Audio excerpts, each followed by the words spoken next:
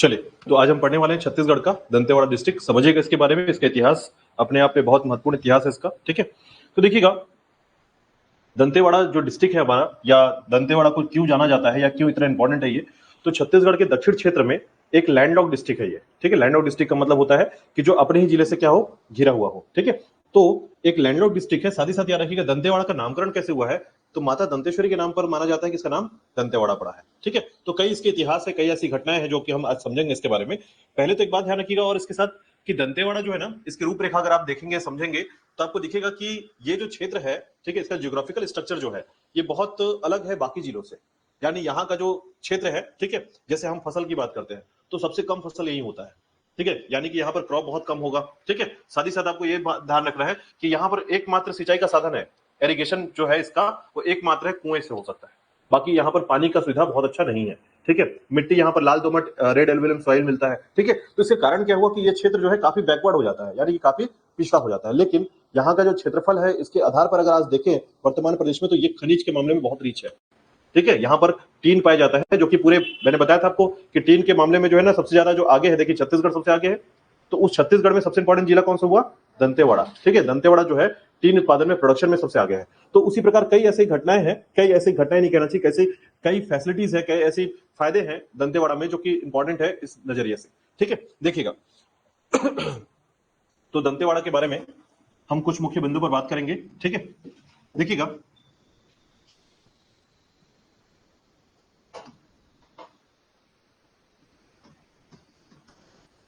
दंतेवाड़ा जिला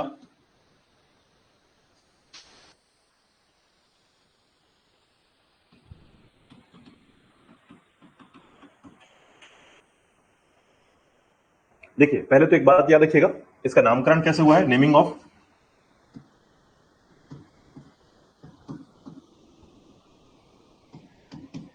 इसका नामकरण। ठीक है, तो नामकरण हुआ है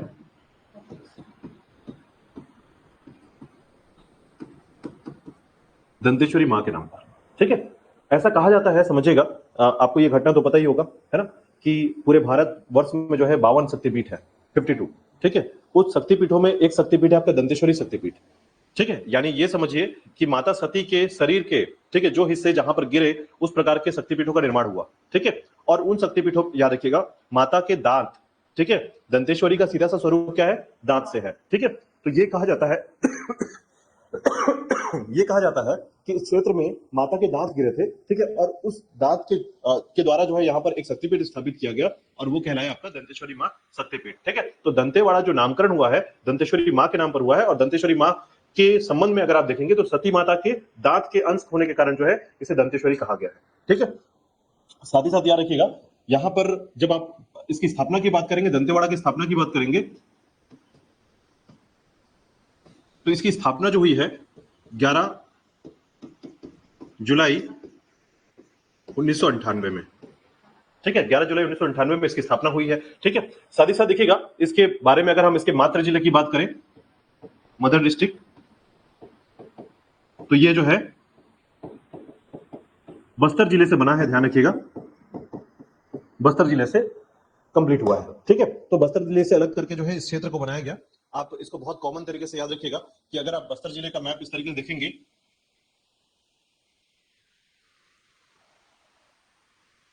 तो ये साउथ वाला क्षेत्र है बस्तर जिले का, जो है निचला हिस्सा, याद रखिएगा, कुछ इस तरीके से आपको नजर आएगा। तो ऐसे में देखिएगा ये जो हिस्सा है ना आपका, ये वाला हिस्सा जो है इसे कहते हैं हम लोग कांकेर का हिस्सा। ठीक है, मतलब अगर मैप में हम लोग इसको थोड़ा सा कॉमन समझने का प्रयास करें तो साउथ वाला पार्ट है इसका, और ये जो हिस्सा है आपका ये कांकेर का हिस्सा है। ठीक है,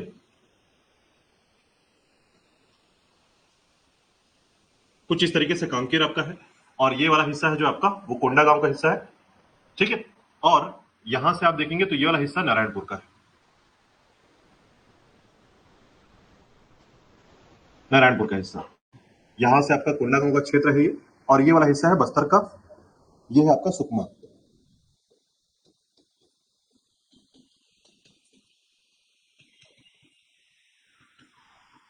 ये आपका नारायणपुर है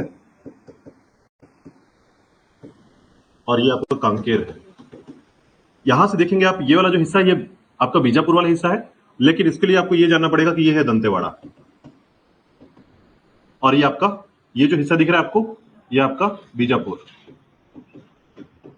ठीक है, तो आप इस बात से देख पाएंगे कि जिला किस तरीके से है आपका। ठीक है, दंतेवाड़ा कैसे भूअवस्थित कहलाता है। भूअवस्थित हम उस क्षेत्र को कहते हैं जो अपने ही जिले से घिरा हुआ होता है, उसे हम लैंडलॉक्ड या भूअवस्थित कहते हैं। तो दंतेवाड़ा क्या है, एक भूअवस्थित जिला है, याद रखिएगा। ठीक है, तो अब ये पूरा जो क्षेत्र है ना, ये पूरा बस्तर है। ठीक है, अब इस लाइन को समझिएगा ताकि आप ये समझ पाए कि जिला कैसे बटा है।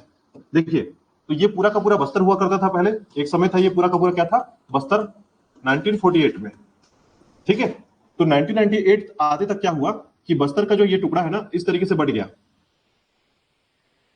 ये जो ग्रीन लाइन दिख रहा है आपका, ये जो हिस्सा है, इस पूरे हिस्से को हम कहते हैं बस्तर। ठीक है, हाँ, ये आपका कांकेर भी अलग हो गया था, यहां से कांकेर वाला हिस्सा 1998 में अलग हुआ, और ये वाला पूरा हिस्सा जो है आपका 1998 में अलग हुआ। ठीक है, क्लियर हुआ अभी। तो ये समझिएगा कि ये जो हिस्सा है आपका बीजापुर, दंतेवाड़ा, सुकमा, ये 1998 में अलग हुआ था। नारायणपुर, कोंडागांव और बस्तर जो है आपका 1948 के साथ जो है, हालांकि 98 में ही ये भी अलग हुआ है, ये भी ध्यान रखिएगा। ठीक है, वरना ये पूरा हिस्सा जो है बस्तर कहलाया करता था। ठीक है, चलिए, तो बस्तर जिले से बना है आपका दंतेवाड़ा, याद रखिएगा। ठीक है, देखिएगा इसके कुछ मुख्य बिंदुओं पर हम डिस्कस करेंगे। इसमें हमारा जो मुख्य बिंदु होगा, जैसे ऐतिहासिक पृष्ठभूमि,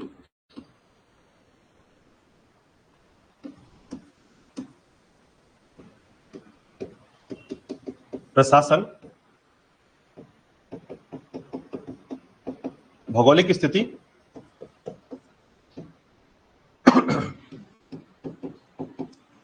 सामाजिक और आर्थिक स्थिति, और अंत में हम बात करेंगे पर्यटन का पुरातात्विक क्षेत्र के साथ। ठीक है, तो कुछ मुख्य बिंदु रहेंगे, याद रखिएगा इसके अंतर्गत। तो देखिएगा, बात करते हैं ऐतिहासिक पृष्ठभूमि के बारे में।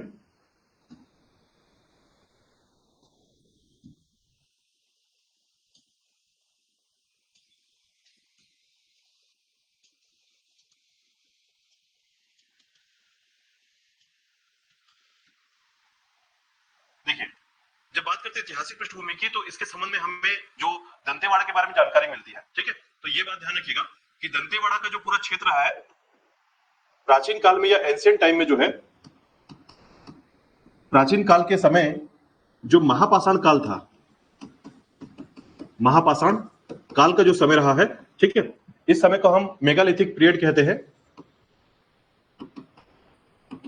Megalithic period. ठीक है, तो ये जो महापाषाण काल का समय रहा, याद रखिएगा, इस समय एक जगह है जो यहाँ की जानकारी मिलती है, महापाषाण कालीन जगह की जानकारी मिलती है, उसे कहा जाता है गामावाड़ा।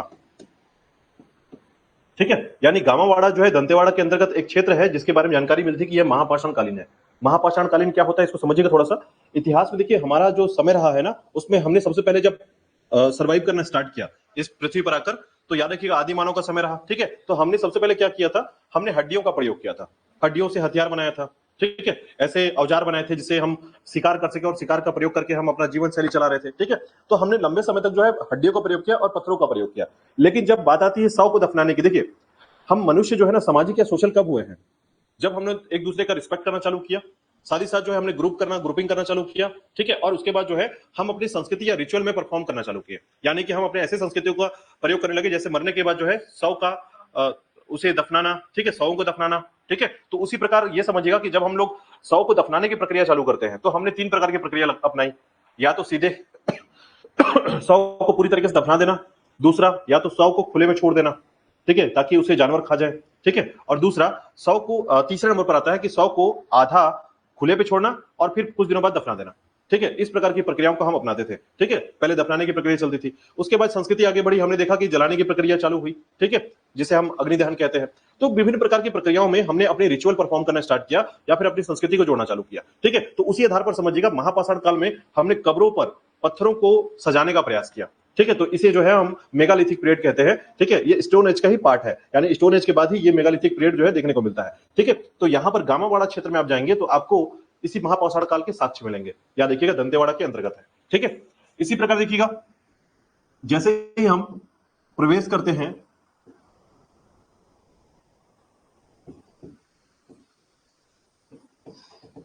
थर्ड एडी के समय, ठीक है, तीसरी शताब्दी के समय से हम प्रवेश करते हैं, तो इस क्षेत्र में जो है, तीसरी शताब्दी कहने का मतलब है कि अगर आप ये समझे कि 350 ठीक है, 350 ईस्वी का जो समय रहा है, ठीक है। उसके बाद अगर आप देखेंगे तो आपको दिखेगा कि जब पूरा शताब्दी चल रहा है, ठीक है, तो शताब्दी यानी कि आप ये बोल लीजिए शताब्दी, ठीक है। तो यहां पर जो है ना नल वंशों का शासन चला, ठीक है। नल वंश के लिए याद रखिएगा इस जगह पर जो है आपको नल वंशों का शासन मिलेगा, ठीक है। और इससे भी पहले जाएंगे, याद रखिएगा जब बात आती है, इसको आप ऐसा कर सकते हैं वरना कंफ्यूजन पैदा होगा, 350 ईस्वी के बाद नलवंशों का, और इससे पहले जाएंगे याद रखिएगा तो 72 ईस्वी का जो समय रहा है 72, ठीक है। इस समय जो है सातवाहन वंश की जानकारी मिलती है। अब इसको थोड़ा समझिएगा एक्चुअल में क्या है यहां पर और क्या घटनाएं घट रही हैं। तो देखिए छत्तीसगढ़ जो है ना, जो छत्तीसगढ़ क्षेत्र है, ठीक है, यहाँ के जो शासक रहे, रूलर रहे हैं, ये बहुत ज्यादा अपने साम्राज्य का विस्तार नहीं करते थे। यानी आप ये नहीं कह सकते कि यहाँ के रूलर जो है इनका नाम कोई भारत में संबंध या भारत के कई बड़े राजाओं के नाम के संबंध में मिलेगा, नहीं मिलेगा, ठीक है। क्योंकि यहाँ के स्थानीय जो राजा हुआ करते थे, ठीक है, उनका जो साम्राज्य हुआ करता था वो छोटा हुआ करता था।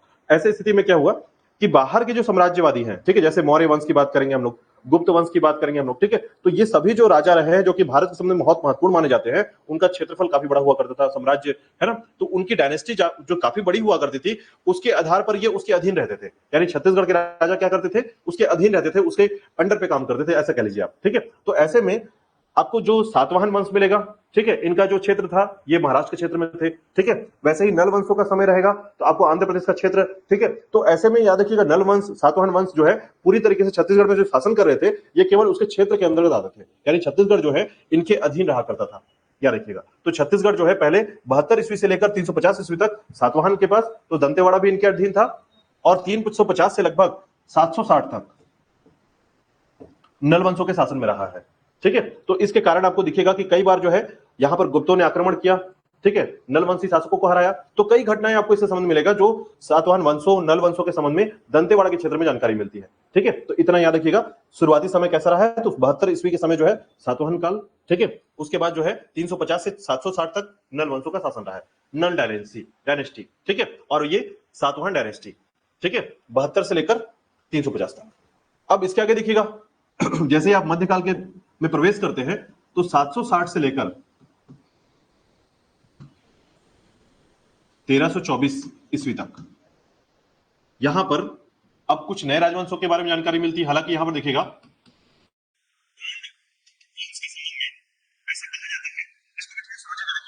जब वैदिक काल का समय आता है ना, तो वैदिक काल में यह कहा जाता है कि आर्य हमारे भारत में आए थे, है ना। ऐसा सुना होगा आपने कि वैदिक काल का जब समय आया था जिसमें वेद की रचना हुई है, ठीक है, वेदों की रचना, 4 वेद है हमारे, तो उस समय जो है आर्य हमारे भारत में आए और भारत क्षेत्र में रहना स्टार्ट किया उन्होंने, ठीक है। तो इसी के संबंध में जानकारी मिलती है कि द्रविड़ जो दक्षिण में रह गए वहां कौन लोग रहे, द्रविड़ लोग, ठीक है। आपको पता होगा हमारे यहाँ भाषा परिवार चलता है, ठीक है। तो भाषा परिवारों में पूरे विश्व में जो है 13 भाषा परिवार है, ठीक है। हमारे यहाँ मुंडा भाषा परिवार है, भैरोपी भाषा परिवार है, ठीक है, और द्रविड़ भाषा परिवार है, मुख्य रूप से याद रखिएगा। तो जो द्रविड़ भाषा परिवार है उस भाषा परिवार के तहत ये देखा जाता है कि इस जगह पर जो है ना, जो हमारे छत्तीसगढ़ का जो दक्षिणी क्षेत्र है, आपने देखा होगा छत्तीसगढ़ के दक्षिणी क्षेत्र में जो है ना द्रविड़ भाषा का बहुत बड़ा अस्तित्व है। आप देखिएगा कि यहां पर कुछ भाषाएं ऐसी हैं जो द्रविड़ भाषाओं से संबंधित है, ठीक है, यानी कि जो मलयालम, तमिल, ठीक है, ये द्रविड़ भाषा है। उनके आधार पर याद रखिएगा छत्तीसगढ़ के दक्षिणी क्षेत्र में जब आप नाम सुनते हैं चेरापल्ली, है ना, भोपालपट्टनम, तो ये सभी क्षेत्र किस नाम से जुड़े हुए हैं, द्रविड़ भाषा परिवार से। तो ऐसे में जानकारी मिलती है कि जो आपका दंडकारण्य क्षेत्र है, ठीक है, यानी कि आपका दंतेवाड़ा जो है, ठीक है, उस क्षेत्र में आपको अधिकांश कौन सी भाषा परिवार मिलेंगे, द्रविड़ भाषा परिवार, ठीक है। आप ध्यान रखिएगा इस बात को कि छत्तीसगढ़ के उत्तर में, ठीक है, उत्तर वाले क्षेत्र में, यानी कि आपको सरगुजा के आसपास के पूरे क्षेत्र में मुंडा भाषा परिवार ज्यादातर मिलेंगे, ठीक है। मध्य क्षेत्र में आपको आर्य भाषा परिवार ज्यादा मिलेंगे, ठीक है, जो कि सीधे तौर पर हिंदी टाइप के, जैसे आप छत्तीसगढ़ी को भी देखते हैं तो कैसे दिखता है, वो डायरेक्टली हिंदी टाइप का दिखता है ना, या हिंदी से संबंधित है। तो उसी प्रकार समझिएगा कि अगर आप दक्षिण क्षेत्र में चले जाएं तो दक्षिण क्षेत्र की भाषा परिवार कैसी होगी, द्रविड़ भाषा परिवार। तो जब आप यहां पर आते हैं 760 से लेकर 1324 के बीच में, तो यहां पर अधिकांश जो वर्चस्व था वो किसका था, गोंड वंशों का था, ठीक है। तो गोंड राजाओं के वंशों का अधिकार ज्यादा क्षेत्र दिखता था। तो ऐसे में क्या हुआ कि इस भाषा परिवार के आधार पर जो है, जो यहाँ पर नागवंश या नाग शब्द का प्रयोग हुआ है द्रविड़ भाषा परिवार के संबंध में, ऐसा कहा गया कि यहाँ पर नागवंशी शासकों का समय रहा है, ठीक है, नागवंशी शासक। तो नागवंशी शासकों के तौर पर आप किसको देख पाते हैं यहां पर, छिंदक नागवंशी,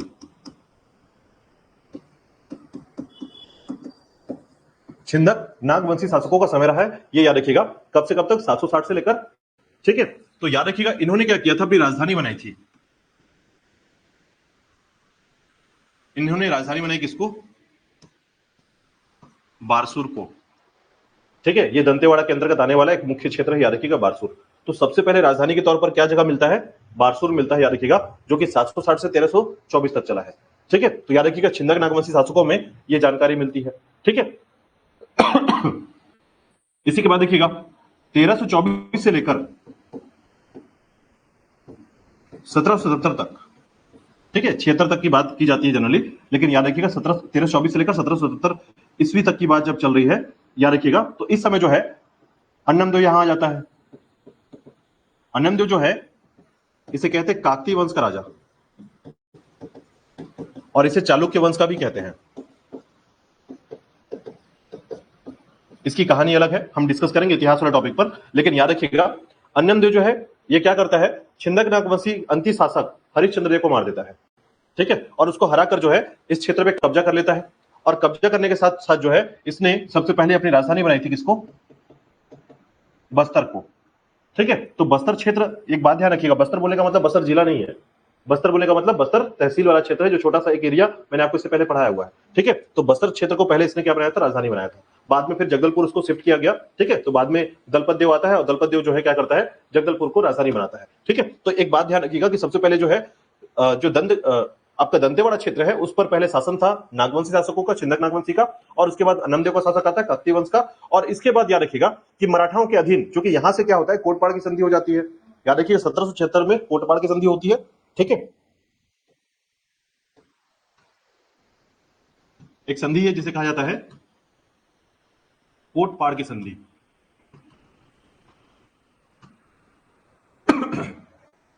ठीक है। तो इसके बाद याद रखिएगा 1776, माफ कीजिएगा, ये वाला जो टाइम है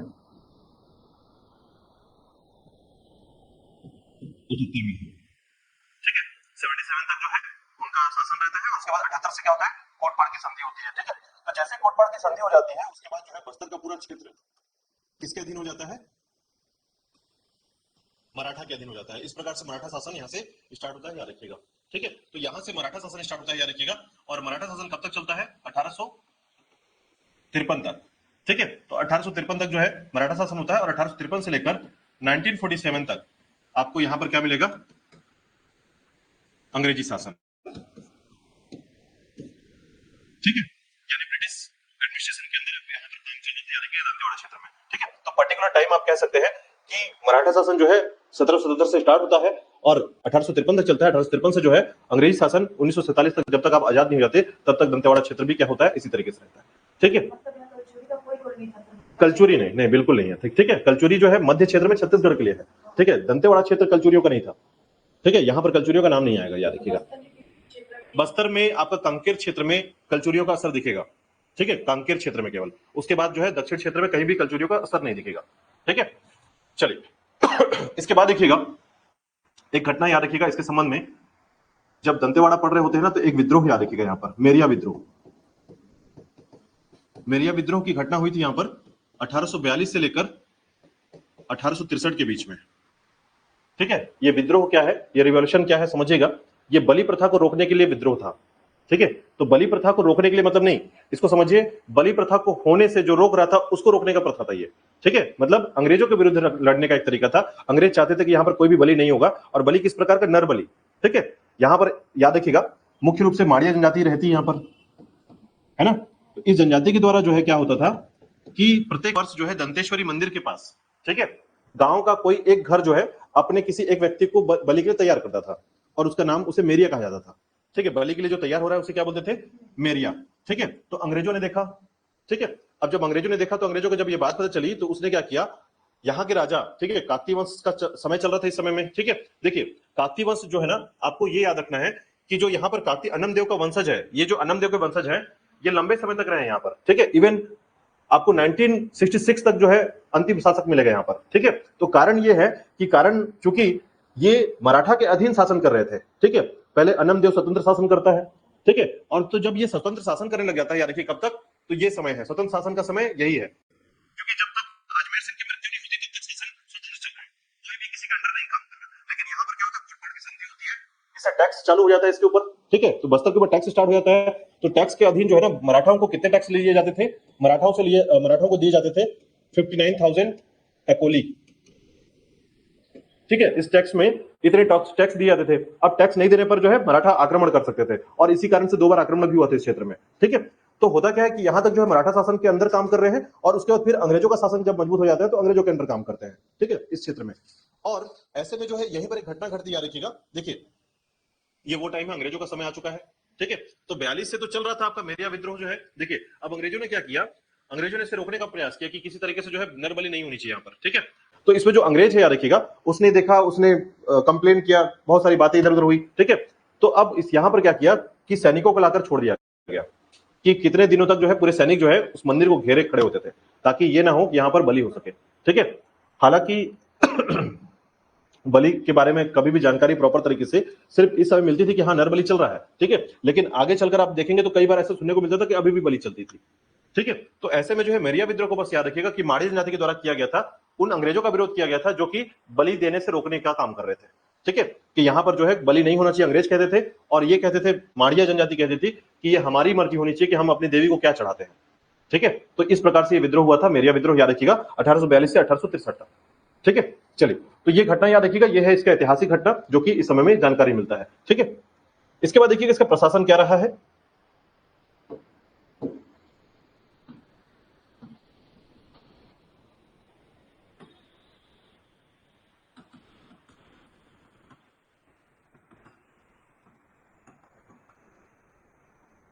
देखिए, प्रशासन क्या है, प्रशासन के अंतर्गत याद रखिएगा, यहाँ का पॉपुलेशन बहुत ज्यादा नहीं है। यहाँ का जो पॉपुलेशन है, जनसंख्या है, वो लगभग 3 लाख के आसपास है। 2,80,000, 2,90,000, 3 लाख के आसपास जनसंख्या मिलेगी यहाँ पर, याद रखिएगा, ठीक है। यानी अगर आप देखेंगे तो पूरे छत्तीसगढ़ में क्षेत्र में जो है ना, सबसे कम जनसंख्या वाले क्षेत्र देखेंगे बस्तर के साइड ही मिलेंगे। यानी बस्तर में आपका जो जिला है, जैसे आप बात करेंगे नारायणपुर, तो सबसे कम जनसंख्या नारायणपुर में, ठीक है। दूसरे नंबर पर बीजापुर का क्षेत्र आ जाता है, बीजापुर में भी कम जनसंख्या मिलेगी, ठीक है। दंतेवाड़ा में भी 3 लाख की जनसंख्या। तो इस प्रकार से जनसंख्या के एवज पर जो है बस्तर के जिले जो है बहुत कम जनसंख्या वाले हैं, ठीक है। उसी प्रकार यहाँ पर जो साक्षरता प्रतिशत है और लिंगानुपात,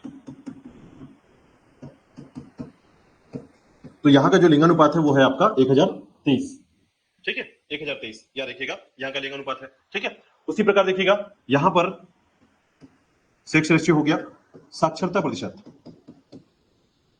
तो देखिए यहाँ पर जो है ना 50 के आसपास जो है साक्षरता प्रतिशत है, लगभग आप कह सकते हैं 48% के आसपास, ठीक है। लिटरेसी रेट जो है यहाँ पर कितना है, 48% है। लेकिन इसके साथ ही एक बात और याद रखिएगा कि जब हम लिटरेसी रेट देखते हैं या उसके बारे में कुछ देखते हैं ना, तो 2 बातें बहुत सारे कंफ्यूजन करती है। एक, पहला कि लिटरेसी रेट के आधार पर जो है ना आप 48% के साथ देख रहे हैं, जब आप आसपास के जिलों में देखेंगे तो आपको लिटरेसी रेट और कम मिलेगा, इससे भी कम, ठीक है। अगर आप सबसे कम लिटरेसी रेट वाला जिला बोलेंगे तो सुकमा जो है सबसे कम लिटरेसी रेट वाला जिला है, यानी इससे भी कम पढ़े लिखे लोग जो है सुकमा आ जाते हैं, ठीक है। मतलब ये समझिए कि यहाँ पर साक्षरता प्रतिशत कम हो गया है, ठीक है। कारण है यहाँ की जो भूगर्भिक समस्या है या फिर यहाँ पर जो स्थिति है, उसके कारण यहाँ के लोग जो है ज्यादा पढ़ाई पर भरोसा नहीं करते, ठीक है। तो शिक्षा है ही नहीं, एजुकेशन है ही नहीं, है ना। उसी प्रकार सरकार की भी कुछ गलतियां हैं, स्कूल प्रॉपर जो होनी चाहिए वो स्कूल नहीं है, ठीक है। तो उस कारण से याद रखिएगा यहाँ पर साक्षरता प्रतिशत कितना निकल के आता है, 48% निकल के आता है। इसी के साथ याद रखिएगा इस क्षेत्र में शहरीकरण, अर्बनाइजेशन कितना हुआ है, तो याद रखिएगा 11% का जो है अर्बनाइजेशन है यहाँ पर, शहरीकरण, ठीक है। इसी के साथ याद रखिएगा एक घटना आपको याद रखना थोड़ा सा, कि इसका नाम परिवर्तन हुआ था, ठीक है। इस जिले का नाम परिवर्तन, जिले का नाम परिवर्तन, ठीक है। जिले का नाम परिवर्तन कहने का मतलब है कि जिला जो है पहले दंतेवाड़ा के नाम से जाना जाता था, अभी बोलते हैं इसे दक्षिण बस्तर, हाँ, याद रखिएगा, इसे अब बोलते हैं दक्षिण बस्तर दंतेवाड़ा, ठीक है। इसका पूरा नाम है दक्षिण बस्तर दंतेवाड़ा, और ये कब हुआ था, 2003 में हुआ था, याद रखिएगा, ठीक है। उसके बाद से यही नाम चल रहा है इसका, ठीक है। कांकेर का नाम है उत्तर बस्तर कांकेर, इसका नाम है दक्षिण बस्तर दंतेवाड़ा, ठीक है। चलिए, दक्षिण बस्तर दंतेवाड़ा के नाम से, ठीक है। अब देखिए यहां पर जो है ना, जो नेशनल हाईवे है, राष्ट्रीय राजमार्ग, ठीक है, तो यहाँ पर दो नेशनल हाईवे हैं, एक आपका NH63 और एक है आपका NH163A। ठीक है, तो दो नेशनल हाईवे हैं, याद रखिएगा यहाँ पर, एक 63 और दूसरा NH163। ठीक है, ए तो 63 163A जो है। इसके अलावा जो है यहाँ पर तहसील कितने हैं, पहले तो सीमावर्ती जिले याद रख लीजिए, सीमावर्ती जिले। देखिए मैप में अगर देखेंगे आप इसको तो कुछ इस प्रकार से आपको जिला नजर आएगा, ये कुछ इस तरीके से। ठीक है, तो ये है आपका दंतेवाड़ा। अगर इसी के आसपास देखेंगे तो ये वाला जो हिस्सा है ये आपका सुकमा का है,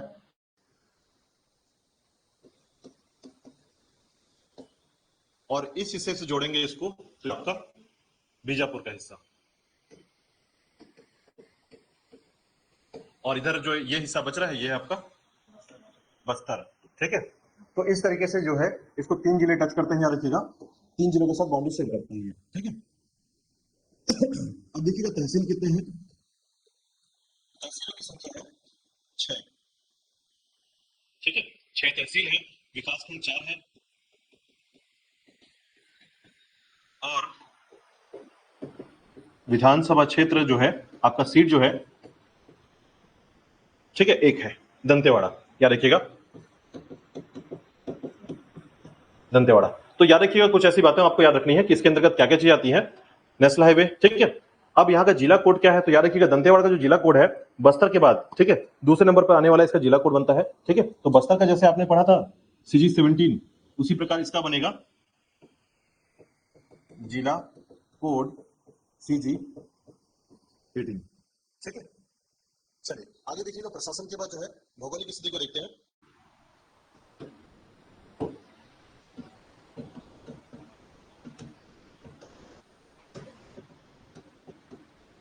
भौगोलिक स्थिति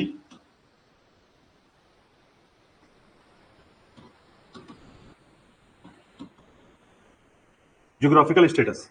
देखिए भौगोलिक स्थिति की बात करें तो सीधी तौर पर यह याद रखिएगा कि यह जो क्षेत्र है आपका, इसकी जो भौतिक संरचना होगी, भौतिक संरचना जिसे हम ज्योग्राफिकल स्ट्रक्चर कहते हैं, इसके अंतर्गत आता है दंडकारण्य का। बिहार के क्षेत्र में आता है, इसका पार्ट है ये। ठीक है, प्लेटी ऑफ दंडकारण्य का। इसके अंतर्गत जो है याद रखिएगा जो चट्टानें पाई जाएंगी, रॉक्स होगा यहाँ पर दंडकारण्य में या दंतेवाड़ा क्षेत्र में, तो वो है मुख्य रूप से धारवाड़ चट्टानें पाई जाती है दंतेवाड़ा क्षेत्र में। ठीक है, तो धारवाड़ के साथ साथ जो है एक बात ध्यान रखिएगा, ठीक है, आर्कियंस और धारवाड़ यहाँ पर मुख्य रूप से पाए जाते हैं। खनिज या मिनरल्स की बात करें तो यहाँ पर दो मिनरल्स बहुत इंपॉर्टेंट है, याद रखिएगा, एक आयरन और लौह अयस्क, और दूसरा आपका टीन अयस्क। ठीक है, तो याद रखिएगा लौह अयस्क और टीन अयस्क मुख्य रूप से पाए जाते हैं यहाँ पर। ठीक है, अगर लौह अयस्क की बात करें तो 3 जगह का नाम याद रखिएगा जहां पर NMDC के मुख्यालय, या फिर आप ये कह सकते हैं कि जहां पर इनकी माइनिंग हो रही है। ठीक है, तो एक है आपका किरंदुल, दूसरा है बचेली, और तीसरा है दंतेवाड़ा। ठीक है, किरंदुल, बचेली और दंतेवाड़ा। ठीक है, उसी प्रकार टीन के लिए बात करें याद रखिएगा तो एक नाम याद रखना है आपको, कटे कल्याण।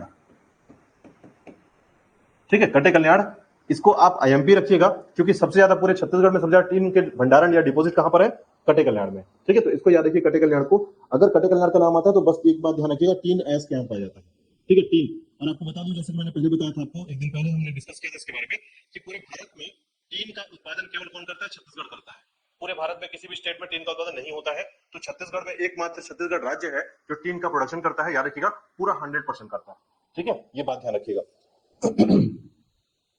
ठीक है, तो टीन का अयस्क जो है आपका कटे कल्याण क्षेत्र मिलेगा। उसके अलावा जो है आपको पदमपुर, ठीक है, इन क्षेत्रों में याद रखिएगा टीन के अयस्क जो है चीजें पाई जाती हैं। एक दो क्षेत्र का नाम और याद रखिएगा जो इसके अंतर्गत है आपका। ठीक है, तो जैसे टीन अयस्क के लिए जो है पद्मपुर हो गया आपका। ठीक है, बड़े बचेली हो गया, बड़े बचेली, टेकनार, टेकनार। ठीक है, ये सभी क्षेत्र हैं जहां पर टीन अयस्क पाए जाते हैं। उसी प्रकार अगर हम लोग ये 3 क्षेत्र तो हमेशा याद रखिए, किरंदुल, बचेली और दंतेवाड़ा यहीं पर है आपका।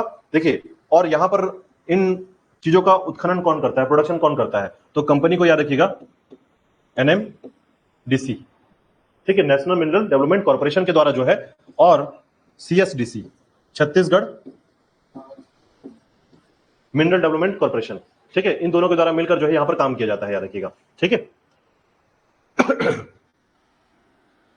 चलिए आगे देखिएगा, भौगोलिक क्रम पर और कुछ मुख्य बिंदुओं पर बात करेंगे, ठीक है।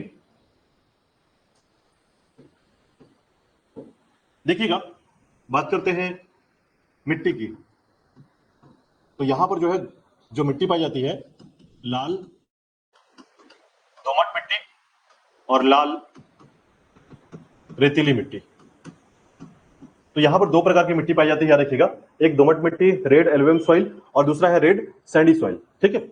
लाल दोमट मिट्टी जो है सबसे खराब मिट्टी होती है, ध्यान रखिएगा। इसके अंतर्गत यहाँ की जो मिट्टी है लाल दोमट मिट्टी, इसके कारण उत्पादन जो है या क्रॉप जो है प्रॉपर तरीके से कोई एग्रीकल्चर नहीं हो पाता इसमें, ठीक है। तो ये बात ध्यान रखिएगा कि सबसे कम एग्रीकल्चर वाला जो लैंड है इसके पास आ जाता है, किसके पास, दंतेवाड़ा के पास, क्योंकि यहाँ पर मिट्टी की अलग प्रॉब्लम है, ठीक है।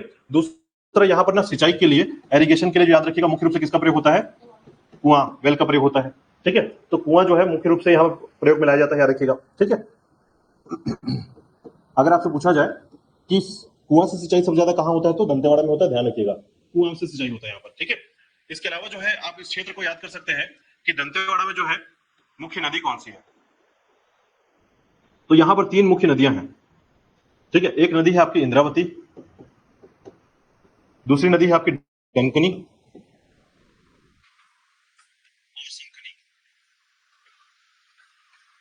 ठीक है। तो नाम याद रखिएगा, इंद्रावती, डंकनी और संखनी, ये तीन नदियों का नाम है जो दंतेवाड़ा क्षेत्र में मुख्य रूप से अपना जल देती है, ठीक है। तो याद रखिएगा, यहां पर पानी का जो आपूर्ति है इस क्षेत्र से होता है इंद्रावती, डंकनी और संखनी से, ठीक है। अब देखिए इस क्षेत्र में जो है याद रखिएगा एक परियोजना है, ठीक है, बोधघाट परियोजना, याद रखिएगा। चलिए देखिएगा, इंद्रावती नदी पर बोधघाट प्रोजेक्ट किस नदी पर है, इंद्रावती नदी पर है, याद रखिएगा, ठीक है। और इस क्षेत्र में कितनी सिंचाई होती है, तो सिंचाई के लिए आप याद रख सकते हैं कि लगभग 3,66,580 हेक्टेयर जमीन को जो है सिंचाई करता है, ठीक है। लगभग कितने गांव को फायदा होता है, तो याद रखिएगा 359 गांव को फायदा होता है इससे। अगर जिले की बात करें तो मुख्य रूप से जो है इसको सुकमा को फायदा होता है, बीजापुर को फायदा होता है और दंतेवाड़ा को, दंतेवाड़ा में है ना, तो याद रखिएगा। तो ये तीन जिलों को यहाँ पर इससे फायदा होता है बोधघाट परियोजना से, याद रखिएगा। साथ ही साथ जो है ये एक हाइड्रो प्रोजेक्ट है, याद रखिएगा, जल विद्युत परियोजना है, जल विद्युत परियोजना। तो याद रखिएगा जल विद्युत परियोजना है, तो इसने जो है 125 मेगावाट का बिजली उत्पादन करके देता है, ये याद रखिएगा, 125 मेगावाट बिजली उत्पादन करता है ये, ठीक है। छत्तीसगढ़ में सबसे ज्यादा विद्युत उत्पादन करने वाला जो आपका हाइड्रो प्रोजेक्ट है वो हसदेव है, ठीक है, हसदेव है। लेकिन अब दूसरे नंबर पर, अब वो दूसरे नंबर पे चला जाएगा, ये कितना हो गया, पहले नंबर पे हो गया, क्योंकि उसका जो बिजली उत्पादन क्षमता है वो कितना है, 120 मेगावाट का है, इसका है 125 मेगावाट, तो ये पहले नंबर पे आ गया है, वो दूसरे नंबर पे है, याद रखिएगा। हाँ, दंतेवाड़ा का जो बिजली उत्पादन है वो आगे रहेगा, लेकिन किसमें, जल विद्युत परियोजना में, याद रखिएगा केवल, ठीक है। पानी से बिजली बनाने की जो प्रक्रिया है उसमें आपका ये क्षेत्र आगे होगा, याद रखिएगा, ठीक है। चलिए अब देखिएगा, हम बात करते हैं पर्यटन के बारे में। तो पर्यटन से पहले थोड़ा सा सामाजिक और इस बात को याद रखिएगा,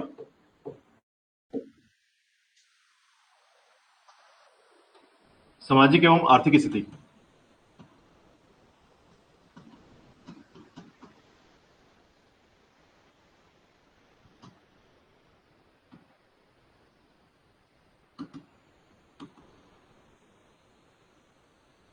देखिए, बात करें, यह क्षेत्र जो है बस्तर से जुड़ा हुआ है, यानी कि यह भी क्या है, जनजाति बहुल्य है। यहाँ पर जनजाति जो है पाए जाते हैं या जनजाति रहते हैं मुख्य तौर पर, ठीक है। तो ऐसे में याद रखिएगा यहाँ की जो मुख्य जनजातियां हैं, जिनमें माड़िया, मुरिया, हलबा, गोंड जनजाति जो है मुख्य रूप से निवास करते हैं। माड़िया, मुरिया, हलबा और गोंड, ठीक है, याद रखिएगा, इन क्षेत्रों में मुख्य रूप से इनका निवास है। और जैसा कि मैंने बताया, मेरिया विद्रोह, ठीक है, वो किससे जुड़ा हुआ है, माड़िया से जुड़ा हुआ है, याद रखिएगा, ठीक है, माड़िया जनजाति से जुड़ा हुआ है, याद रखिएगा। मेरिया विद्रोह जो किया गया था कौन जनजाति ने किया था? माड़िया जनजाति ने किया था। ठीक है, याद रखिएगा। तो जनजाति बहुलता, संस्कृति अपनी बहुत अलग है यहाँ की, याद रखिएगा। कल्चर, रिचुअल परफॉर्म, ठीक है, सभी प्रकार की चीजें यहाँ पर अलग मिलेंगी आपको। तो ये याद रखना है आपको कि इस क्षेत्र को जो है जनजाति अपनी संस्कृति को जो है काफी अच्छे से पालन करते हैं इस क्षेत्र में। ठीक है, अब बात करें आर्थिक स्थिति की, तो याद रखिएगा यहाँ का मुख्य जो धरोहर है या मुख्य रूप से डेवलप होने का कारण है वो है आपका खनिज। ठीक है, तो खनिज जो है यहाँ पर बहुत इंपॉर्टेंट है, याद रखिएगा कि खनिज का उत्पादन काफी बड़ी मात्रा में होता है। और आपको बता दूं, कोरबा जो है ना हमारे पूरे राज्य में, कोरबा सबसे ज्यादा रेवेन्यू देता है किससे? खनिज से। ठीक है, तो कोरबा के बाद दूसरे नंबर पर रेवेन्यू देने वाला जिला कौन सा है? दंतेवाड़ा, याद रखिएगा। ठीक है, यानी खनिज या मिनरल के मामले में रेवेन्यू जनरेट जो कर पाता है कोयला से सबसे ज्यादा होता है। ठीक है, दूसरे नंबर पे होता है लोहा से, और वो यहां से होता है दंतेवाड़ा से। ठीक है, तो रेवेन्यू के मामले में दंतेवाड़ा भी पीछे नहीं है, याद रखिएगा। ठीक है, अब देखिएगा इस क्षेत्र में जो है औद्योगिक क्षेत्र है आपका आईडीसी, इंडस्ट्रियल डेवलपमेंट सेंटर। ठीक है, यहां का है टेकनार। ठीक है, तो टेकनार जो है यहाँ का आईडीसी है, याद रखिएगा मुख्य रूप से। साथ ही साथ याद रखिएगा इन क्षेत्रों में आपको खनिज का जो अस्तित्व मिलेगा, जिसके कारण जो है यहां पर एनएमडीसी की इकाइयां हैं, यूनिट है। ठीक है, तो एनएमडीसी के 3 यूनिट है, याद रखिएगा। यहां पर कौन कौन सा मैंने आपको बताया है? किरंदुल, बचेली और दंतेवाड़ा। ठीक है, तो याद रखिएगा ये एनएमडीसी के यूनिट है यहाँ पर, किरंदुल, बचेली और दंतेवाड़ा। ठीक है, क्लियर? तो याद रखिएगा सामाजिक और आर्थिक परिदृश्य में आप देखेंगे तो इन क्षेत्रों में, ठीक है, मुख्य रूप से तो याद रखिएगा ये जनजाति बहुल क्षेत्र है। साथ ही साथ यहाँ पर खनिज का उत्पादन काफी तेजी से हो रहा है। ठीक है, और उसके अलावा जो है यहाँ पर आईडीसी बनाई गई है टेकनार को। ठीक है, चलिए आगे देखिएगा, पर्यटन की बात करते हैं। तो पर्यटन के अंतर्गत याद रखिएगा जो दंतेवाड़ा का पर्यटन क्षेत्र है,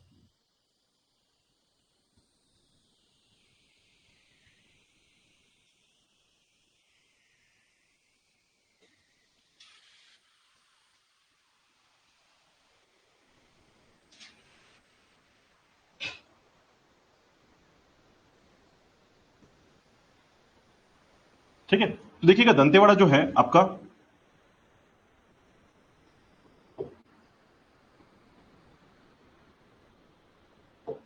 इसका मुख्यालय है आपका दंतेवाड़ा।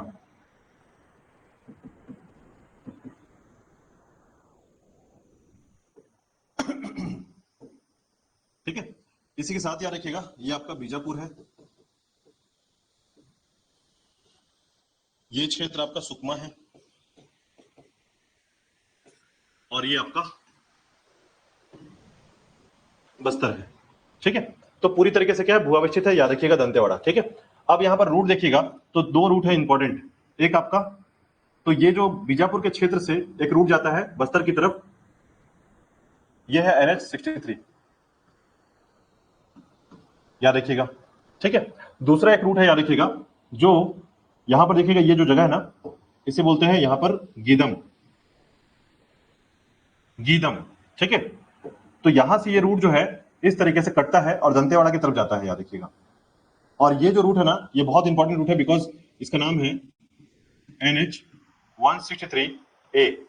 इसको भूलिएगा मत, क्योंकि छत्तीसगढ़ का सबसे छोटा रूट है ये। ठीक है, तो छत्तीसगढ़ का सबसे छोटा रूट सिर्फ 12 किलोमीटर का है, याद रखिएगा, गीदम से दंतेवाड़ा। ठीक है, जैसे हम सबसे बड़ा रूट पढ़ते हैं NH30 को, उसी प्रकार याद रखिएगा सबसे छोटा रूट है आपका NH163A। ठीक है, गीदम से दंतेवाड़ा। ठीक है, इसको भूलिएगा मत। चलिए, इसके बाद देखिएगा अगर हम तहसीलों की बात करें तो यहां पर जो है टोटल 6 तहसील है। ठीक है, टोटल 6 तहसील क्षेत्र है। तो उन 6 तहसील क्षेत्रों में जो है आपको याद रखना है कि इस क्षेत्रों में सबसे पहले आप एंट्री करेंगे, याद रखिएगा, यानी सबसे पहले आप पहुंचेंगे तो ये वाला जो जगह है इसे बोलते हैं बारसूर, बारसूर। ठीक है, इधर से आएंगे दंतेवाड़ा होगा, तो इस तरफ याद रखिएगा दंतेवाड़ा के इस क्षेत्र में जो है ये वाला जो हिस्सा है इसे बोलते हैं बड़े बचेली, बड़े बचेली। ठीक है, टीन अयस्क है, यहां पर याद रखिएगा टीन का उत्पादन होता है। ठीक है, उसी प्रकार याद रखिएगा ये जो क्षेत्र है आपका, इसको थोड़ा सा हम ऊपर बना रहे हैं, जगह के हिसाब से थोड़ा चलना पड़ेगा। ठीक है,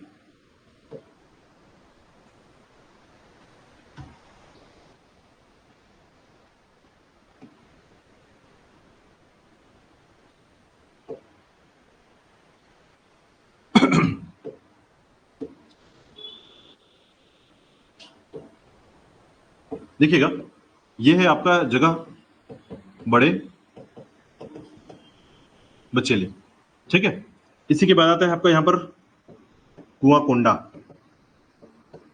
कुआंकोंडा, ठीक है। तो याद रखिएगा बड़े बचेली कुआंकोंडा, ठीक है। और इसके बाद देखिएगा इन क्षेत्रों में दो क्षेत्र और हैं, ठीक है। तो जहां पर टीन प्राप्ति होता है ये है आपका कटे कल्याण, कटे कल्याण, ठीक है। तो याद रखिएगा बारसूर, गीदम, दंतेवाड़ा, बड़े बचेली, कुआंकोंडा और कटे कल्याण, ये 6 तहसील है यहाँ पर, याद रखिएगा, ठीक है, 6 तहसील। इसके अलावा याद रखिएगा इन क्षेत्रों में अगर हम पर्यटन की बात करें तो पर्यटन के आधार पर हाँ 6 तहसील और 4 विकासखंड, ये ध्यान रखिएगा, ठीक है। तो विकासखंड में क्षेत्र में देखेंगे तो दो ऐसे क्षेत्र हैं जो विकासखंड में शामिल नहीं होते हैं, तहसीलों के अंतर्गत अगर आप देखेंगे तो कंपेयर कर सकते हैं इसको। तो याद रखिएगा आपका बड़े बचेली नहीं है इसमें, ठीक है, बड़े बचेली तहसील जो है वो विकासखंड में नहीं आएगा। और दूसरा नहीं आता है आपका जो कि है बारसूर, ठीक है, बारसूर, ये दोनों जो है आपके विकासखंड में नहीं आते हैं लेकिन तहसील है, ठीक है। अब देखिए पर्यटन के नाम पर हम देखिए कौन कौन से पर्यटन क्षेत्र यहाँ पर। तो याद रखिएगा सबसे पहले बात करेंगे जलप्रपात की, ठीक है। उसके बाद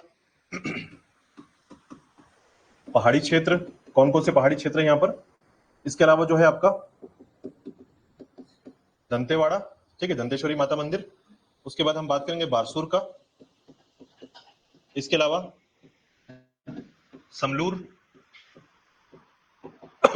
जवांगा ग्राम,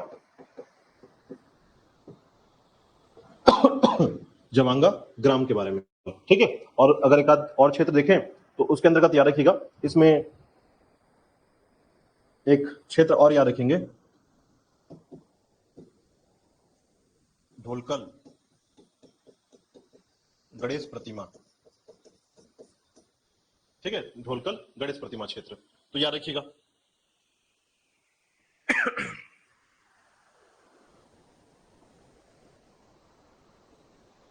ठीक है, चलिए पर्यटन में सबसे पहले देखिएगा जलप्रपात की बात करते हैं। यहाँ पर कौन कौन से मुख्य जलप्रपात हैं, ठीक है। तो 3 मुख्य जलप्रपात याद रखिएगा, वाटरफॉल 3 कौन कौन से हैं। लेकिन उसको जानने से पहले आप यहाँ पर नदी देखिएगा कि कौन कौन सी नदी है यहाँ पर। तो देखिए बस्तर के क्षेत्र से जो नदी गुजरती है यहाँ से, ये आपकी इंद्रावती नदी है, ठीक है। और यहीं पर जो है बनाया गया आपका भोजघाट परियोजना,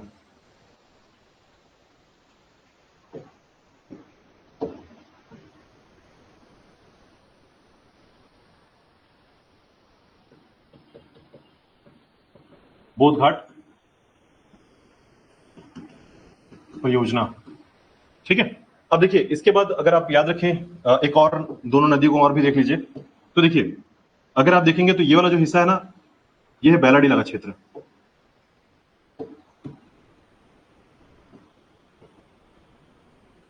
इसको बोलते हैं बैलाडीला की पहाड़ी। और इस तरफ जाएंगे तो ये एक और पहाड़ी है जिसे बोलते हैं डोंगरी पहाड़ी, ठीक है, बैलाडीला और डोंगरी। अब डोंगरी पहाड़ी से एक नदी निकलती है जिसे बोलते हैं हम लोग डंकनी नदी, और ये जाकर बारसूर के पास किससे मिल जाती है, इंद्रावती से मिल जाती है, ठीक है। नाम है डंकनी, याद रखिएगा नदी का नाम है डंकनी, ठीक है। बैलाडीला की पहाड़ी से एक नदी और निकलती है, याद रखिएगा, और ये जाके मिल जाती है दंतेवाड़ा के पास, ठीक है, डंकनी नदी से, इसे बोलते हैं संकनी नदी,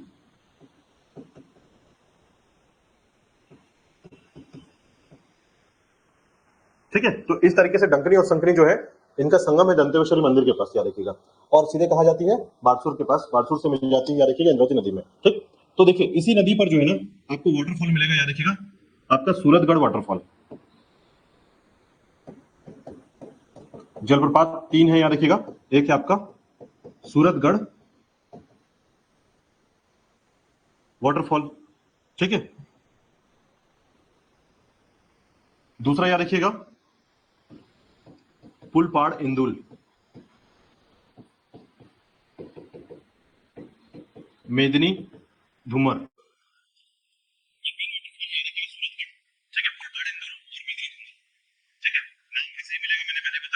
द्रविड़ का असर पूरी तरीके से, तो याद रखिएगा सूरतगढ़ किसमें, डंगनी संकरे पर, पुलपाड़ इंदुल और मेदिनी धूमर, याद रखिएगा, ठीक है। तो ये 3 वाटरफॉल है, आपको याद रखना है कि आपके दंतेवाड़ा क्षेत्र के अंतर्गत आते हैं, ठीक है।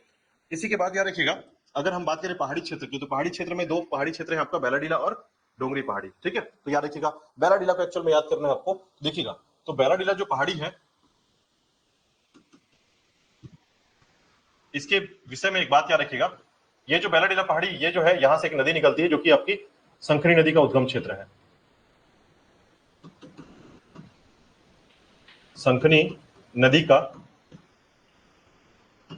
उद्गम क्षेत्र है। दूसरा इंपॉर्टेंट बात याद रखिएगा कि अगर आप छत्तीसगढ़ को देखेंगे ना, छत्तीसगढ़ का जो पहाड़ी क्षेत्र है, ठीक है, उसके संबंध में एक बात याद रखिएगा कि छत्तीसगढ़ को अगर हम कुछ इस तरीके से समझें,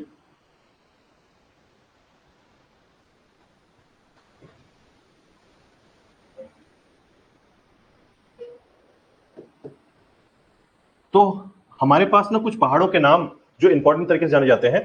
जैसे आपका बलरामपुर क्षेत्र जो है, यहां पर एक पहाड़ है जिसे कहते हैं गौरलाटा, गौरलाटा, ठीक है। उसी प्रकार जो आपका दंतेवाड़ा में है वो है आपका बैलाडीला, ठीक है। उसी प्रकार आपका जो कवर्धा के पास है मैकल श्रेणी में, उसे बोलते हैं बदरगढ़।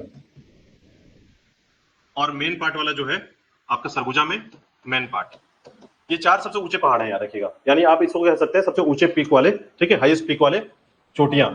ये आपका 1225 है, ये आपका 1210 है, ठीक है, ये आपका 1176 है, और ये वाला जो आपका 1152 है, ठीक। तो ये चार दिशाओं में चार पहाड़ों के हाईएस्ट पीक को आपको याद रखना थोड़ा सा। लेकिन अभी क्या हुआ, हाल फिलहाल में सर्वे हुआ, सर्वे होने के बाद ये बोला जा रहा है कि बैलाडीला का जो नंदीराज है ये सबसे ऊंचा हो गया है, ठीक है, यानी सबसे ऊंचा काउंट किया गया है, जो कि 1276 मीटर इसकी हाइट बताई जा रही है, ठीक है। तो याद रखिएगा, अगर अब क्वेश्चन आता है तो ये कहा जाएगा कि ये जो है नंदीराज बैलाडीला का छत्तीसगढ़ की सबसे ऊंची चोटी बन गई है, ठीक है। हाँ, ये क्लियर हो गया है, याद रखिएगा। तो ऐसे में नंदीराज जो है 1276 मीटर में सबसे हाईएस्ट हो जाएगा, ये ध्यान रखना है आपको, ठीक है। जो पहले के डाटा चल रहे थे अब वो डाटा बदल जाएंगे, याद रखिएगा, ठीक है। तो ये डाटा क्या बदलेगा, जो 1210 आप पढ़ रहे थे उसको चेंज करके आप पढ़ना है 1276, ठीक है। अभी हाल फिलहाल में सर्वे हुआ है, इससे ये जानकारी मिली है, ठीक है। तो ये बात आपको बताने के लिए मैंने आपको यहाँ पर ये बातें समझाई है। देखिए वापस आते हैं, तो याद रखिएगा बैलाडीला की जो हाइट है, यानी इसकी सबसे ऊंची चोटी, जिसका नाम है नंदीराज, इसकी हाइट है 1276 मीटर। तो याद रखिएगा, कभी एग्जाम में जैसा आंकड़े आएंगे उसके जैसा आंसर करना होगा आपको। पुराने आंकड़ों के हिसाब से अगर आपको 1276 नहीं मिलता है तो आपको 1210 में जाना पड़ेगा, ठीक है। मान लीजिए ऑप्शन में ही नहीं है तो क्या कर सकते हैं, कुछ नहीं कर सकते हैं, ठीक है। क्योंकि हमारे यहाँ पेपर बनाने वाले लोग जो है ना, कई बार कैसी गलतियां कर जाते हैं। आप देखे होंगे इतने सारे जो पेपर हो रहे हैं उसमें लगातार कुछ ना कुछ गलतियां निकल कर आती है, कि जहां पर क्वेश्चन पेपर में क्वेश्चन में कितनी गलतियां निकल कर आती है, बाद में जब आंसर निकलने की बात होती है तो कई बार उसका विरोध करना पड़ता है, ठीक है। तो इसके कारण ये भी हो सकता है कि हमारे पेपर बनाने वालों की गलतियां इतनी ज्यादा हो जाती है कई बार कि हमारे सामने ये आंकड़ा ही ना आए, नया कोई आंकड़ा ही ना मिल पाए। तो हमारे पास जो है 1210 का आंकड़ा दिख जाएगा तो हम उसी को टिक करेंगे फिर, ठीक है। तो ये बात ध्यान रखिएगा कि 1276 आ रहा है तो पहले आंसर होगा 1276 का, और नहीं आ रहा है तो फिर 1210 ही टिक करना पड़ेगा, ठीक है। देखिए अब मान लीजिए 1276 है ही नहीं ऑप्शन में, तो क्या करेंगे आप। मान लीजिए बोलता है आपको कि नंदीराज का ऊंचाई बताइए, ठीक है, हाइट बताइए, और वो पुराने आंकड़ों से बता रहा है आपको, ऑप्शन में पुराने आंकड़े दे रहा है, तो आप कुछ नहीं कर सकते उसको, ठीक है। और जब नए आंकड़े आएंगे 1276 आएगा तो आप बड़े नए आंकड़े को टिक करेंगे, ठीक है। तो ये बात ध्यान रखिएगा कि बैलाडीला जो है यहाँ से संकरी नदी निकलती है। दूसरा, इसकी सबसे ऊंची चोटी जो है, अब ये पूरे छत्तीसगढ़ में सबसे ऊंची चोटी है, याद रखिएगा, नंदीराज के नाम से 1276 मीटर इसकी हाइट है, ठीक है। किसके लिए जाना जाता है यहाँ पर, तो लौह अयस्क का उत्पादन होता है, याद रखिएगा, लौह अयस्क, आयरन और जो है सबसे ज्यादा जो है निकलता है यहाँ से, याद रखिएगा, ठीक है। तो बैलाडीला की पहाड़ी से काफी ज्यादा आयरन और मिलता है, और इसी कारण याद रखिएगा यहाँ पर आयरन और ज्यादा होने के कारण संखनी नदी जो है ना सबसे प्रदूषित नदी है यहाँ की, ठीक है। इसका रंग जो है ना काले रंग में आपको पानी यहाँ पर देखने को मिलेगा। तो याद रखिएगा, अगर आपसे पूछा जाता है छत्तीसगढ़ की सबसे पॉल्यूटेड रिवर कौन सी है, तो संखनी नदी सबसे ज्यादा गंदी है या प्रदूषित है, याद रखिएगा, ठीक है। अब देखिएगा दंतेवाड़ा तक पहुंचते हैं, ठीक है। तो दंतेवाड़ा में जो है ना एक मंदिर है, इन दोनों के संगम के पास जो है एक मंदिर है, याद रखिएगा,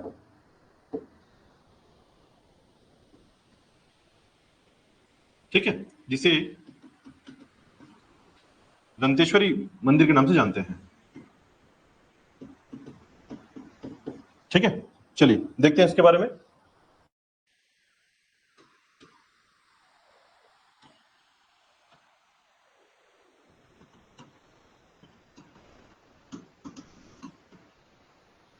तो इसकी स्थापना किसने कराई थी, तो नाम याद रखिएगा, अन्नम देव,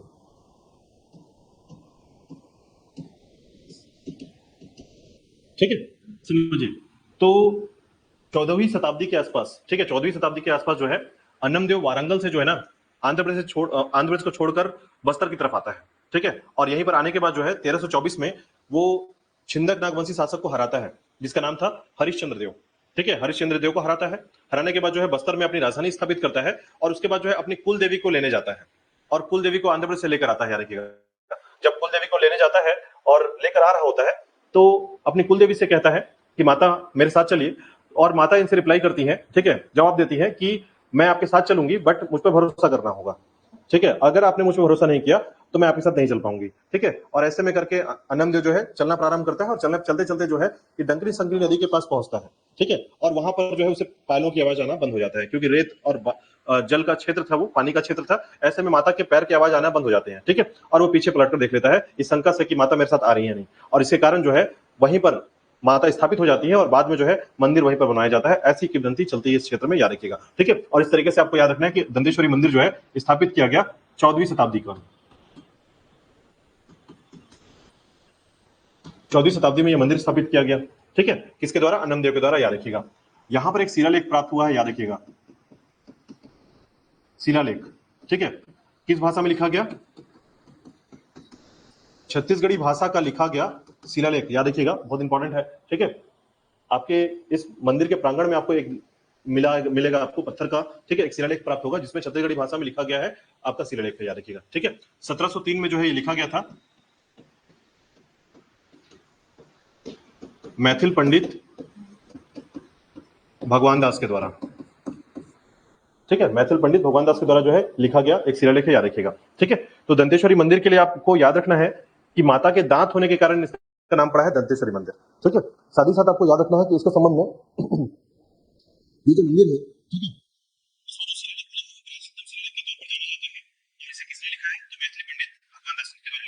ठीक है, 1703 में से लिखा गया था। ठीक है, और उसी प्रकार याद रखिएगा इस क्षेत्र में आप जाएंगे तो इस जो मंदिर का जो संगम स्थल है ना, डंकनी संगनी का जो संगम स्थल है, ठीक है, उसके एक किनारे जो है ना दूसरी एक मंदिर है, या दूसरा एक मंदिर आप कह सकते हैं बाबा भैरवनाथ का मंदिर।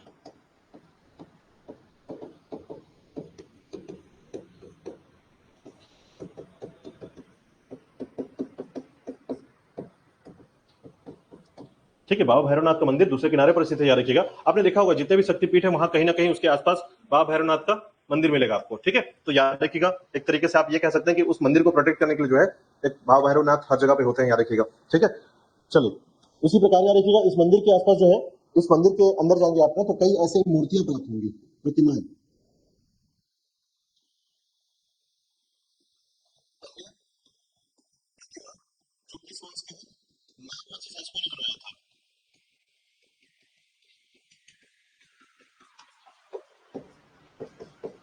ठीक है, नागवंशी शासकों द्वारा निर्मित जितने भी प्रतिमाएं हैं सब इस मंदिर के अंदर रखा गया, सबको याद रखिएगा।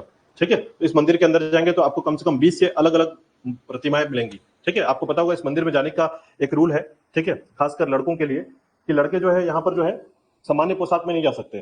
ठीक है, आप यहाँ जाएंगे तो आपको या तो कुर्ता या फिर धोती पहनना पड़ेगा, याद रखिएगा।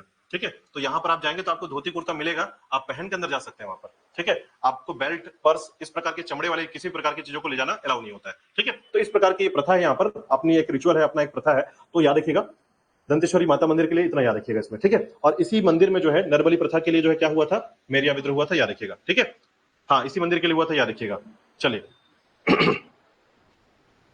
ठीक है, आगे देखते हैं। देखिएगा उसके बाद बारसूर क्षेत्र। ठीक है, तो यहां से देखिएगा कि जैसे ही आगे जाएंगे आप तो गीदम पड़ेगा और गीदम के बाद जो है बारसूर पड़ेगा। ठीक है, तो पहले गीदम के पास रुकते हैं, यहाँ देखिएगा गीदम के पास ही ना एक जगह है, गांव है जिसका नाम है समलूर। समलूर गीदम के पास है। ठीक है, एक्चुअल में यहां पर क्या प्राप्त हुआ है तो याद रखिएगा समलूर जो क्षेत्र है, समलूर गीदम के समीप एक गांव है। ठीक है, एक्चुअल में यहां पर एक शिवलिंग प्राप्त हुआ है, शिवलिंग है जो बलुआ पत्थर से बना हुआ है। ठीक है, तो धार्मिक प्रथाओं के आधार पर याद रखिएगा बलुआ पत्थर से बना हुआ शिवलिंग प्राप्त हुआ है आपके समलूर क्षेत्र में। ठीक है, अब उसके बाद पहुंचते हैं हम लोग बारसूर क्षेत्र में। तो देखिएगा बारसूर क्षेत्र जो है मैप में देखिएगा कि जैसे ही हम लोग क्या करते हैं समलूर से आगे गीदम पढ़ते हैं, आगे पहुंचते हैं, तो बारसूर क्षेत्र जो है आपको ये याद रखना है कि छिंदक नागवंशी शासकों का पहले क्या था, ये राजधानी हुआ करता था। ठीक है, तो बारसूर का जो पहले नाम था, प्राचीन नाम जिसे कह सकते हैं आप,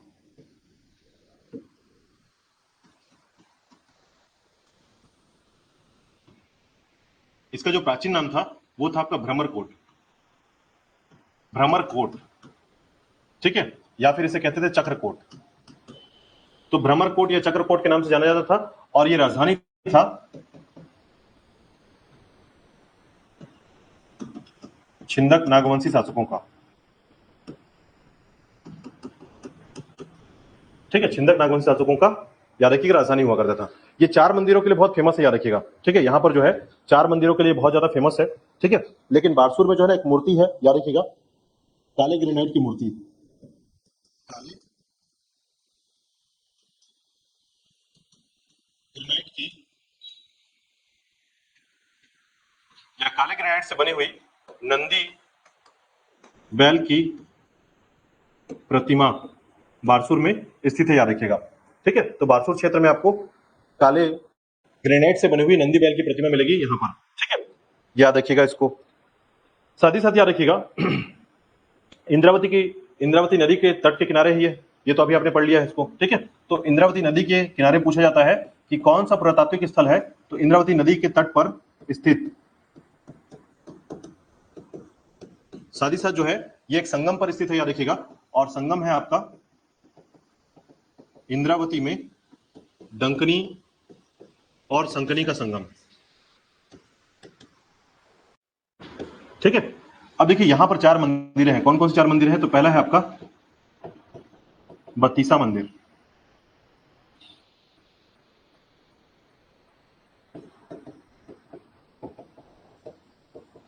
चंद्रादित्य मंदिर,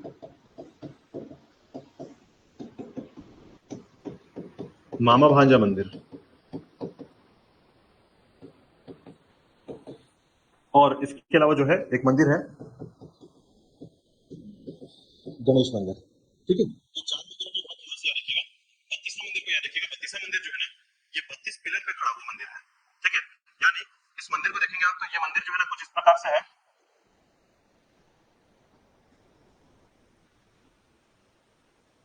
और इस तरीके से इसके कितने पिलर हैं, 32 स्तंभ, ठीक है। तो 32 स्तंभों का 2 मंदिर एक साथ जुड़ा हुआ है, याद रखिएगा, इसे जुड़वा मंदिर भी कहा जाता है, ठीक है। बत्तीसा मंदिर को जुड़वा मंदिर के नाम से भी जाना जाता है, याद रखिएगा। और अगर आप इसको देखेंगे तो दोनों शिव मंदिर है, ठीक है, शिव भगवान को समर्पित दोनों मंदिर है, याद रखिएगा, ठीक है। तो इसे जुड़वा मंदिर के नाम से भी जाना जाता है।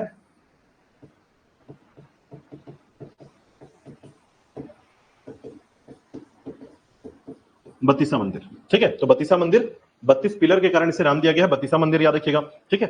तो साथ ही साथ याद रखिएगा 32 स्तंभ होने के कारण, ठीक है, जुड़वा मंदिर भी कहते हैं। और कब बना है ये, 11वीं से 12वीं शताब्दी में,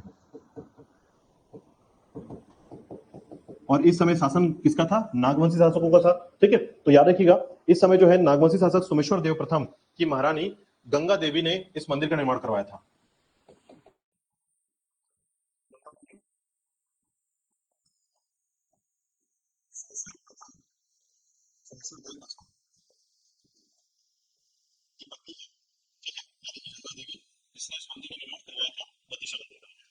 ठीक है। तो बत्तीसा मंदिर के लिए इतना याद रखिएगा कि बत्तीसा मंदिर 32 स्तंभों के लिए बत्तीसा नाम से जाना गया।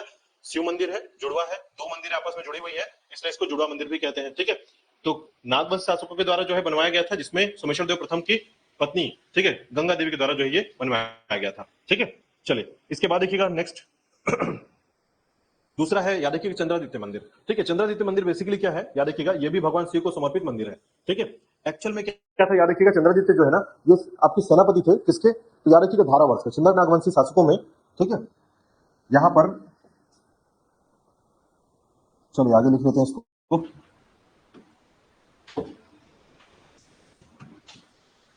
चंद्रादित्य मंदिर। तो याद रखिएगा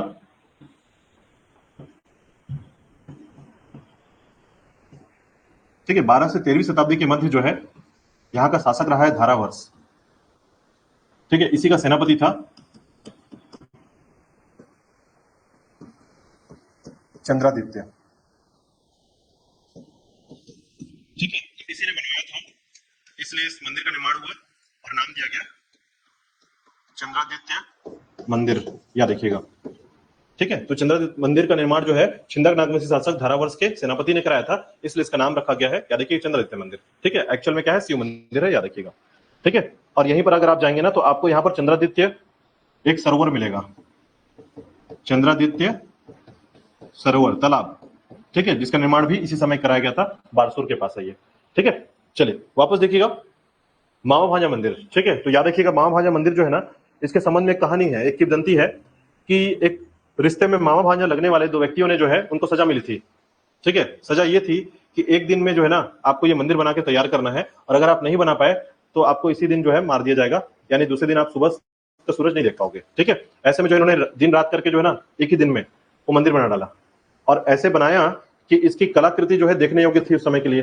तो ऐसे में जो है मामा भांजा मंदिर के नाम से इस मंदिर को जाना जाता है, ठीक है। तो मामा भांजा मंदिर केवल इनके निर्माण के कार्य के कारण जो है इसे कहा गया मामा भांजा मंदिर, ठीक है। इनकी दीवारों पर जाएंगे आप तो अच्छे अच्छे कलाकृति बने हुए हैं, और इन मामा भांजा दोनों की जो आकृति है उसमें उस मंदिर में नजर आती है, ठीक है, दीवारों पर, याद रखिएगा। तो इसे कहा जाता है मामा भांजा मंदिर, जो कि बारसूर में स्थित है, याद रखिएगा, ठीक है।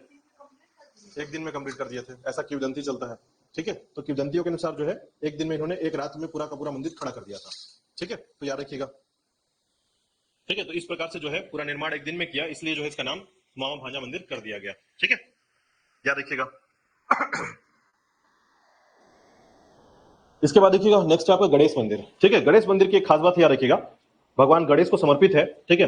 बलुआ पत्थर में बना हुआ, देखिए यहां भी जाएंगे ना तो बलुआ पत्थर में बना हुआ ये मंदिर है, और ये भी मंदिर आपका बलुआ पत्थर में बना हुआ है। तो यहां पर जाएंगे ना तो दो गणेश जी की प्रतिमाएं हैं, ठीक है। एक बड़ी प्रतिमा और एक छोटी प्रतिमा। बड़ी प्रतिमा जो है वो 8 फीट की है, याद रखिएगा, और छोटी प्रतिमा जो है 5.5 फीट की है। गणेश मंदिर में बलुआ पत्थर की बनी हुई, याद रखिएगा, गणेश मंदिर की प्रतिमा, ठीक है। दो प्रतिमाएं स्थापित है, एक बड़ी प्रतिमा 8 फीट की और छोटी प्रतिमा है आपकी 5.5 फीट की, दो प्रतिमाएं स्थापित की गई यहाँ पर, ठीक है। चलिए क्लियर है यहां तक। इसके बाद देखिएगा नेक्स्ट आते हैं ढोलकल गणेश प्रतिमा, याद रख लीजिएगा, ठीक है। फिर जवांगा ग्राम में चलेंगे थोड़ा सा, तो याद रखिएगा ढोलकल गणेश प्रतिमा की बात करें तो दंतेवाड़ा क्षेत्र में ढोलकल गणेश प्रतिमा स्थापित किया गया है, ठीक है। इसके संबंध में एक बात याद रखिएगा, जब भी आप प्रतिमा को देखेंगे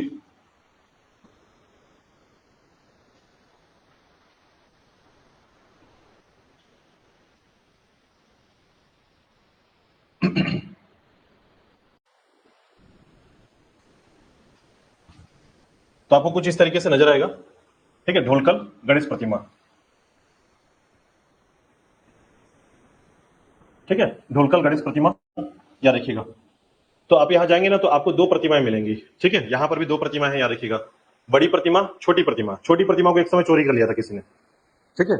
फिर एक साल के बाद जो है ना, या एक साल के अंदर ही वापस लाके रख दिया गया, ठीक है। हाँ, अब जो भी है, क्योंकि पता नहीं चल पाया किसने चोरी किया था, लेकिन लाके जरूर रख दिया था यहाँ पर, तो इसकी जानकारी मिलती है, याद रखिएगा, ढोलकल प्रतिमा के संबंध में, ठीक है। तो याद रखिएगा ढोलकल प्रतिमा जो है इसके संबंध में कहा जाता है, हालांकि इनकी जो लंबाई चौड़ाई है, आप ऐसा कह सकते हैं कि दंतेवाड़ा जिला में जो है इसके निर्माण कराया गया था छिंदक नागवंशी शासकों द्वारा,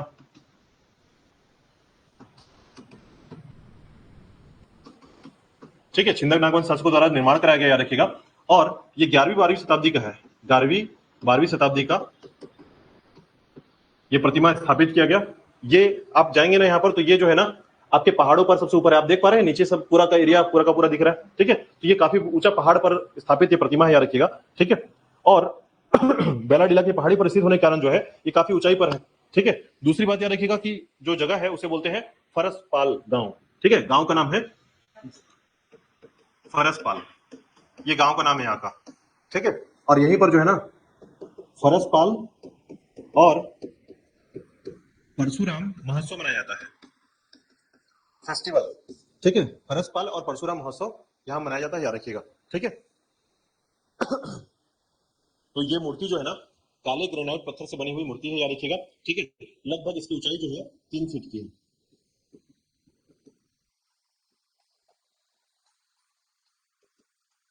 काले ग्रेनाइट से बनी प्रतिमा, ठीक है। तो याद रखिएगा ढोलकल गणेश प्रतिमा, ठीक है। अब देखिएगा इसके बाद जो है आप पहुंचते हैं गीदम विकासखंड के, हो गया क्लियर यहां तक। वापस आते हैं तो वापस बारसूर से वापस जब आएंगे ना, अभी हम पढ़े थे इसके बेलाडीला के बारे में, तो गीदम के पास ये गांव है, याद रखिएगा, जिसे बोलते हैं जवांगा,